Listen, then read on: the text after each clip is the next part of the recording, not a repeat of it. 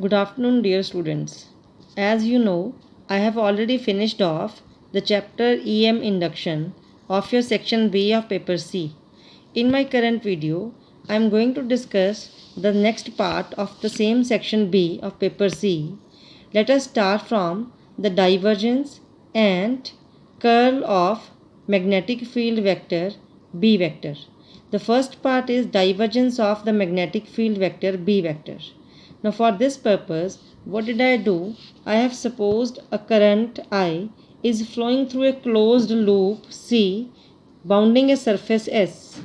So this closed loop has got a small current element AQ vector which is represented as IDL vector.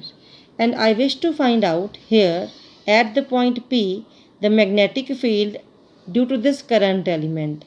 By using Biot-Savart's law, I can write dB vector means the small value of magnetic field at the given point P due to the current element ideal vector of the loop.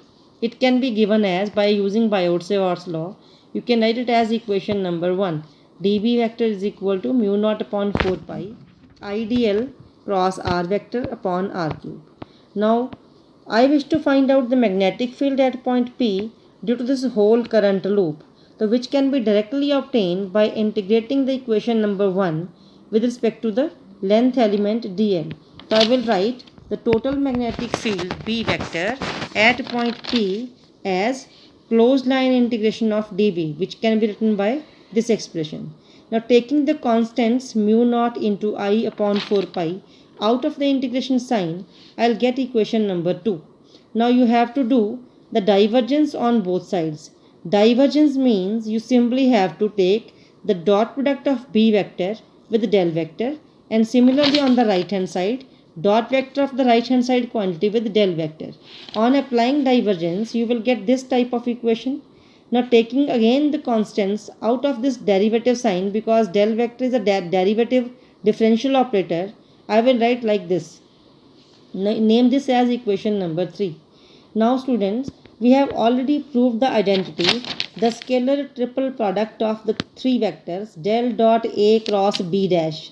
Here I have represented as the vector B dash because B vector is a symbol which I am already using for the magnetic field. So any arbitrary vector I have represented here as B dash vector. It will be B dash vector dot del cross A, then minus A vector dot del cross B dash. So applying this identity, what I am going to do is, put A vector equal to dl vector and B dash vector equal to r vector upon r cube. So my left hand side becomes this quantity, and on the right hand side I will get equation number 5. Now my dear students, as I have told you in my last videos that dl vector does not contain any xyz, but del vector is a partial derivative with respect to xyz. So for del vector, dl vector can be considered as a constant. The constant's derivative is always equal to 0. This will be your equation number 6. So you can now use equation number 6 in equation number 5. This term would become 0, and I'll get the next equation as this one, equation number 7. Now we have already proved in our first semester that del vector of 1 upon r, it is minus r vector upon r cube. For this I have used the same formula. Del vector of 1 upon r the power n, it is minus n r vector upon r raised to power n plus 2. So you have to put here as n equal to 1. You will get this equation. So in this equation, what I am going to do is replace r vector upon r cube by minus del vector of 1 upon r. So I'll get this type of equation. Now again, this is equation number 8. On the right hand side, it is del cross del of 1 upon r. Means the curl of the gradient of 1 upon r. And this is already we have proved in our first semester that curl of gradient of phi is always 0. Phi is a scalar quantity. That is del cross del of phi equal to 0. If I put phi equal to 1 upon r, I'll get this term equal to be 0. So putting this term as 0, my equation 8 becomes, the left hand side is same and the right hand side becomes 0. This is your equation number 9. Now you can use your equation number 9 in equation number 3, that is del dot B. Your right hand side comes out to be 0. That means divergence of the magnetic field vector B is always 0. This simply represents the fourth equation of Maxwell, that is the isolated magnetic monopoles do not exist. Now since we know that a vector whose divergence is 0 is always a solenoidal vector field, hence my magnetic field vector is a solenoidal vector field. This question can also be there in the exam, like show that magnetic field is a solenoidal field. So you have to prove the same thing in that question. The next topic is we are going to do is curl of the magnetic field vector, that is B vector. Now curl means simply del vector cross B vector. Whenever I am talking about curl, curl simply means the cross product of the given physical quantity with a del vector.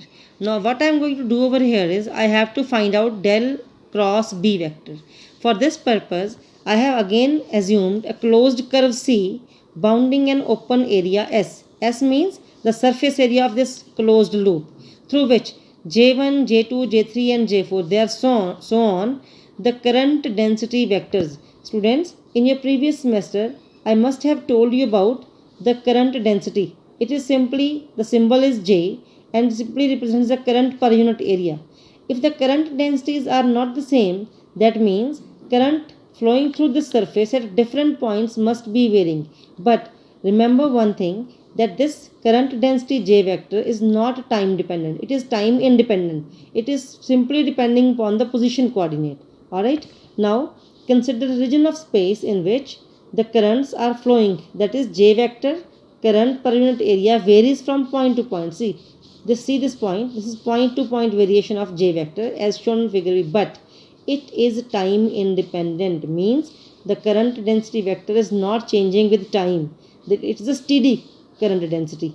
In the total steady current I must tell you one thing over here, that the steady current I always stands for the steady current density J. Steady current here stands for the current which is not changing with time, but it's simply changing with the position coordinate. So from here I can get the steady current through the surface is I J dot ds, the open surface integration. How do I get this equation? See, I know the value J di upon ds means current per unit area. Cross multiply this, you will get di equal to J ds.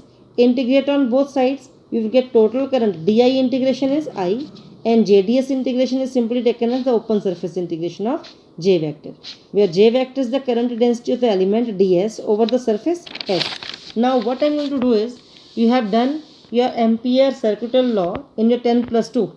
Although I will discuss this Ampere circuital law again with you people in my section A, but here you have to remember that Ampere circuital law is the closed line integration of the magnetic field is simply mu naught times the net current passing through the surface bounded by this closed curve. Alright. Now using this equation, I'll get B dot dl is equal to mu naught. Put the value of I as J dot ds, the surface integration. So you'll get the equation number 12. Now but according to Stokes theorem, which we have done in our previous semester, closed curve integration of a vector field is equal to the open surface integration of curl of that vector field bounded by the area ds. So equation 13 can be used in equation number 12. So I can get, comparing the left hand sides, I'll get right hand sides must be same. Now you have to differentiate both sides with respect to ds, but twice differentiating this equation on both sides with respect to s, I'll get left hand side as del cross b and right hand side it is mu naught times J vector. This is equation A. This equation A can be written in the word form as curl of B. Del cross B means simply curl of B vector, which is equal to mu naught into J vector. So these two equations are simply representing the curl of B vector, means the magnetic field vector, which is known to be the differential form of Ampere's law. Students, if you find a question in the exam that derive the differential form of Ampere's law, it will be the same question. You have to simply derive del cross B equal to mu naught into G. That is why it is also named as differential form of Ampere's law. And we know that any vector quantity whose curl is non-zero is a rotational vector field. So hence from these two equations, it is very much obvious that curl of the magnetic field is not 0. The right hand side is finite, it is not 0. That means the magnetic field B vector is a rotational magnetic field. It is not irrotational because its curl is non-zero. Thank you so much.